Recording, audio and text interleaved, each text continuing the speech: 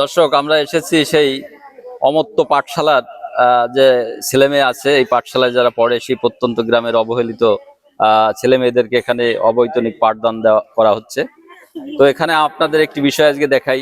আপনারা জানেন যে 2023 সালে আমাদের এই গ্রামটা রুয়েরকুল গ্রামের সুদাস ব্রহ্মের স্ত্রী ঝর্ণা ব্রহ্ম কিন্তু ক্যান্সারে মারা যায়। তার এই ছোট বাচ্চা রেখে 4টি বাচ্চা। তো আমরা এখানে কিন্তু 3টি বাচ্চাকে পাচ্ছি। দেখুন, এই হচ্ছে বড় বাচ্চাটি, এই হচ্ছে একেবারে সবচেয়ে ছোট বাচ্চাটি, আর এটি হচ্ছে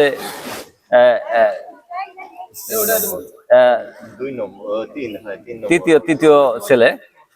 তো এদের নিয়ে কিন্তু আমরা প্রতিবেদন করেছিলাম। আপনারা জানেন সারা দেশ থেকে অনেক সাড়া পড়েছিল, এদের সাহায্যে অনেকে এগিয়ে এসেছেন। সে আমাদের প্রবাসী এক ভাই আছে, ফজলুল বাড়ি ভাই, উনি কিন্তু অস্ট্রেলিয়ায় থাকেন। উনি কিন্তু এদের অনেক দায়িত্ব নিয়েছেন পড়াশোনা সহ। আর সেই বাড়ি ভাইয়ের সহযোগিতায় কিন্তু এই পাঠশালাটি চলছে। তার ছেলে অমর্ত্যর নামে কিন্তু এই পাঠশালা, তিনি এর সার্বিক সহযোগিতা করেন।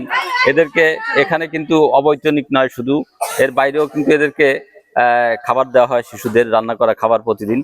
তো আমরা আপনাদের দেখাতে চাই এই সেই বাচ্চা যাদের জন্য কিন্তু সারা দেশ কিন্তু মর্মাহত হয়েছিল, যে বাচ্চাদের জন্য। তো এই যে সেই ঝর্ণা রানীর মেয়ে আজ অনেক বড় হয়ে গেছে। কি নাম তোমার বলো? স্বর্ণালী ব্রহ্ম। তো তোমার মা মারা গেছে, পড়ালেখা চলছে তোমাদের? চলে? লোকে কি সাহায্য সহযোগিতা করে? তো শুনলেন যে তার মেয়ে কিন্তু এখন অনেক বড় হয়ে গেছে, আমরা সেই 3 বছর আগের কথা। তো সবচেয়ে বড় অবদান ছিল আমাদের ছোট ভাই মাধবের।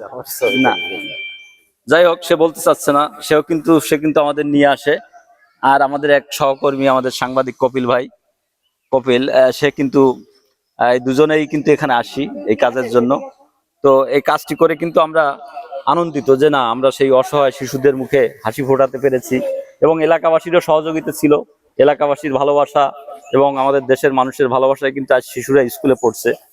যে শিশুটির আজকে থাকার কথা ছিল অনাথ আশ্রমে, সেই শিশুটি কিন্তু আজকে এই যে সেই ঝর্ণা রানীর সেই ছোট্ট বাচ্চাটি, কোলের বাচ্চা রেখে কিন্তু মারা যায়। তো সেই বাচ্চা কিন্তু এই দেখেন আজ পড়তে এসেছে অমর্ত্য পাঠশালায়।